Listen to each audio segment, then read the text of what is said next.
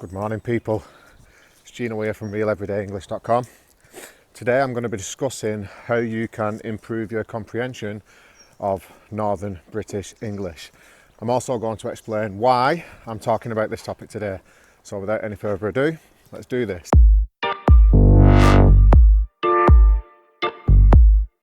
Happy Sunday, people. Welcome back to the channel. So here's a scenario, okay? I'll be searching on Hello Talk for a conversation partner to have a language exchange with, okay? If you don't know what Hello Talk is, it's a fantastic exchange app, and I actually did a full video review on that application. I'll put a link to that video in the comments below and pin it to the top so you guys can see it. If you haven't used it, go and check it out, it's fantastic. So yeah, I'll be searching on Hello Talk for a conversation partner to have an exchange with. I do have some regular exchange partners or friends who I speak to regularly because I believe that that's an important part of expanding your level in a language, is to talk to the same people consistently, because it forces you to speak about deeper subjects rather than when you speak to someone new. It's always the same: where do you live, what's your job, do you have a big family, la la la la la, all the rest of that good easy stuff. So yeah, this is the scenario. If one of my normal language exchange partners are not available, I'll make a post in Hello Talk, who fancies an exchange?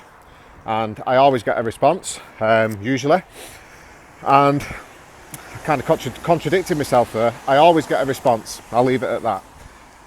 I always get a response, and usually what this person will say to me, once they see that I live in Northern England, they'll say something like, "Oh, I'm worried about hearing your accent because people from that part of the UK are usually quite difficult to understand." And while it's true that we do speak differently here than what they do in the south, or from received pronunciation, as you might say, it's very different from that.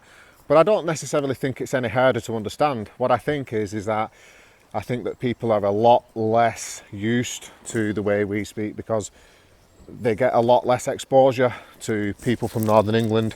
The majority of British films and the majority of British TV programmes are basically based in the south, so there's not as many TV programmes, so you don't get as much exposure, is what I'm saying. So what I'm going to try to do in today's video is try to describe a few ways in which we make different sounds when we speak, and if you understand these 5 tips, then it'll definitely help you to improve your comprehension of people from Northern England when they speak, okay? And then after that, I'm going to give you a selection of TV programmes which I think will also help you in your comprehension of Northern British English. So before we get into the actual content and the actual tips, there are 2 things I want to say. The first one is that I can relate to this problem actually, because there are Spanish dialects from certain parts of the world which I find more difficult to understand than others, okay?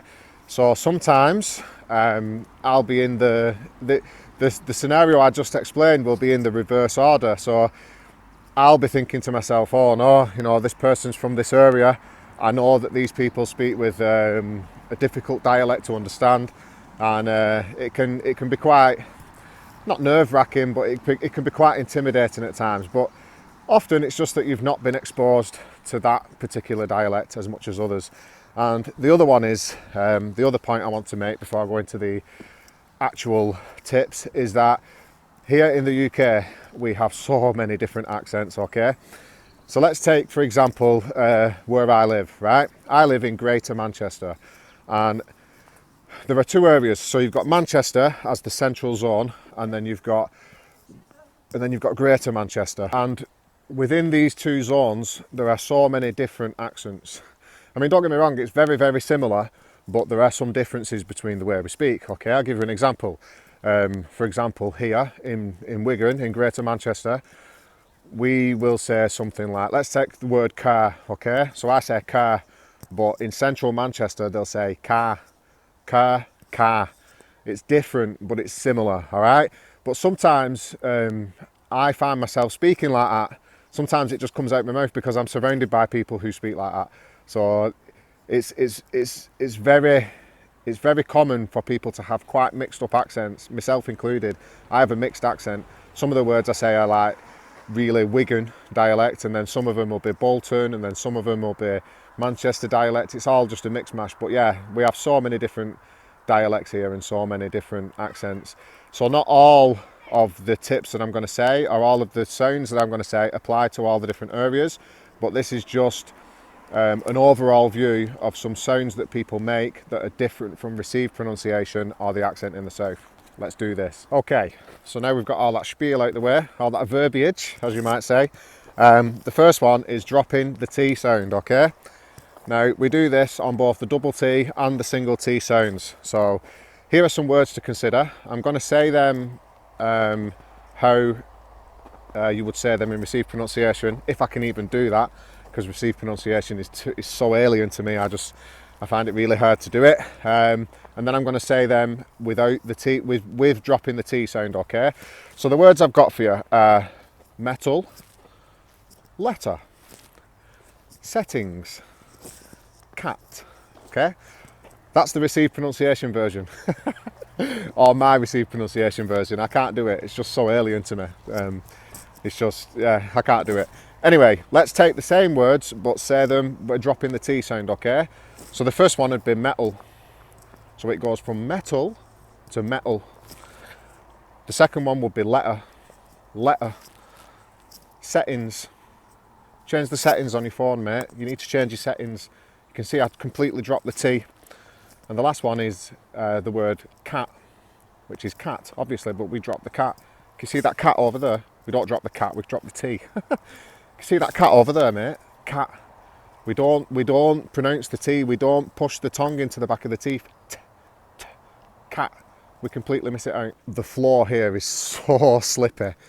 Look, it's snow. It's melting, but it's snow that's been compacted into the floor. It's so slippy. Okay, the next thing that we pronounce differently than they do in the south or in received pronunciation is words that end in Y, okay?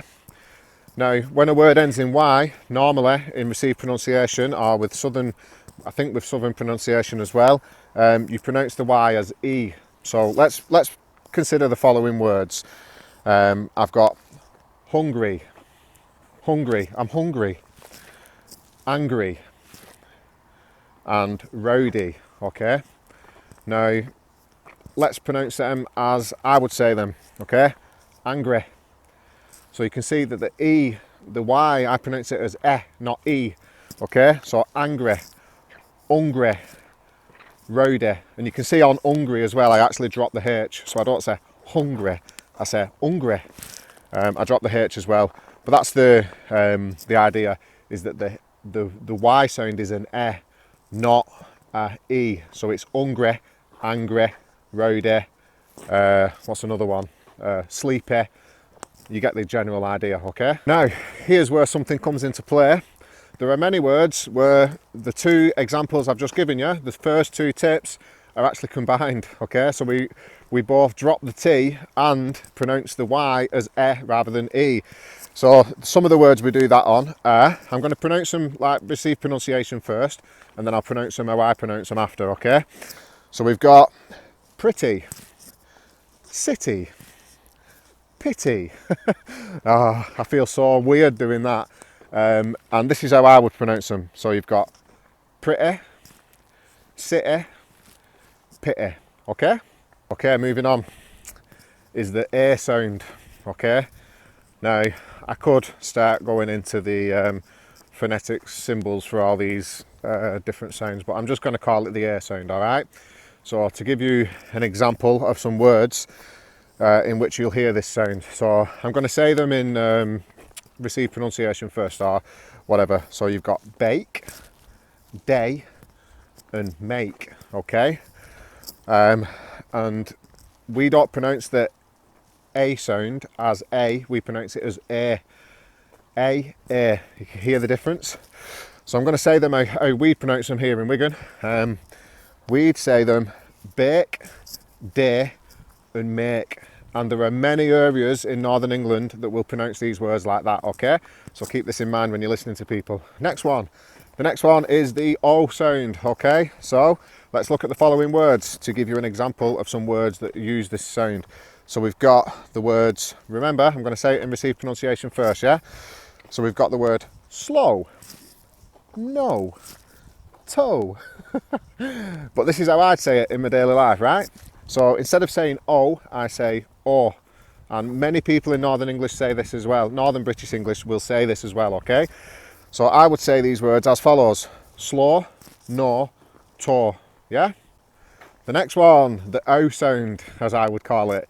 Because English is not phonetic, it's not just OW that makes up this sound. There are others, like OU, for example. But yeah, let's just call it the O sound. So let's have a look at some words that will use this sound.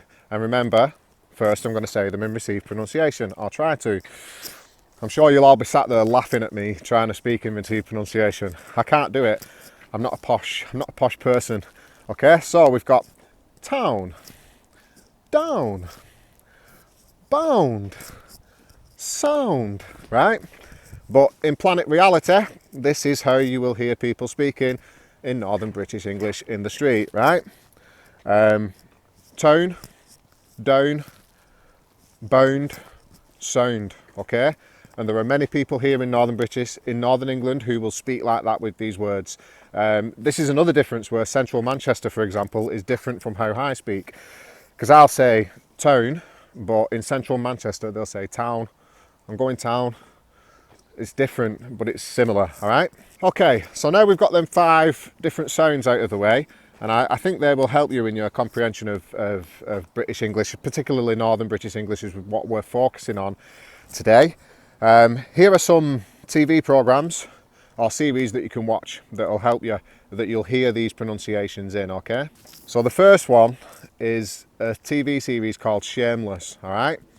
Now, I'm going to warn you, there is a lot of bad language and a lot of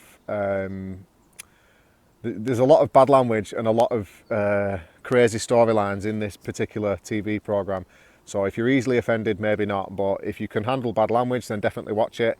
It's based in central Manchester, and it follows a family, and the head of the family is a guy called Frank Gallagher, and he's a heavy alcoholic, and it follows his crazy life, but you will definitely improve your comprehension of Mancunian English by listening to this program. Or should I say watching this TV program? I said listening. Obviously you're going to be listening to it, but it's an idea to watch it as well. It's very funny, and it depicts life on a northern British council estate, so it's very good from a cultural aspect as well.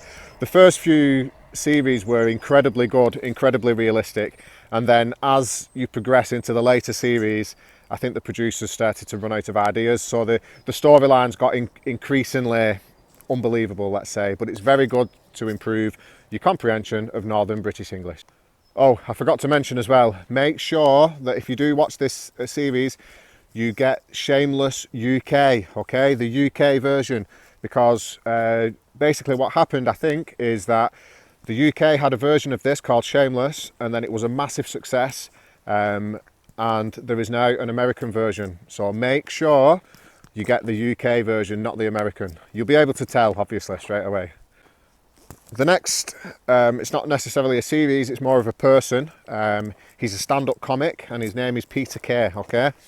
Peter Kay is from Bolton, which is kind of the next town from where I am. So he speaks quite similar to what I do, actually, but he has some different pronunciations. He's incredibly funny, and again, not only is he very funny and will you improve your comprehension of Northern British English, but he's also incredibly good at explaining things that people here do and say all the time, okay? So it's kind of a culture lesson as well. There's one in particular, he's a live stand-up comic, and he did a show at the top of Blackpool Tower, and I think it's called Peter Kay Live at the Tower or something like that. Get that watched because it will improve your listening. Okay, another one is something called The Syndicate, which was a BBC series, and this is about some factory workers who live in Yorkshire, I think, in Leeds, and they win the lottery. Now, I know that is like, I live in the northwest and Leeds is going up towards the northeast, but there are still a lot of similarities between the accent dialect, okay? So that's another one, the Syndicate. It's about a group of, as I've just said, a group of factory workers or shop workers, I think, who win the lottery. Very good, very funny. And that's it for today's video, people. Like I said, I hope this helps a few of you who express this concern to me that you find people from Northern England hard to understand, because it's a common occurrence. It seems that every person I come across almost expresses this concern. Oh, I'm not going to be able to understand you because you're from Northern England, and so on and so forth. But as I said, I don't think it's much that we're necessarily any harder to understand than anybody else. I think it's just a case of what you are used to listening to. So in order to improve, you just need to expose yourself to it more. Now, I'm not saying that there's any particular need to improve your comprehension of people who live in Northern England. Maybe you never plan to come here, but this will be useful if you are planning to come here, or you do find yourself talking to people from this particular area of the world. Another thing is as well, is I'm not necessarily advising that you try and pronounce words like this. That's not what I'm saying. What I'm saying is that listen out for it. This is how we speak, so you get to understand what people are saying to you more. I'm not necessarily trying to tell you to imitate this, because I'm not saying that this way of speaking is superior to any other way. I'm not saying that. What I'm saying is that this is how we speak, so if you want to understand it, knowing these tips will help you out a lot. Until the next video, take it easy and have a great rest of the weekend. Ciao for now. Bye.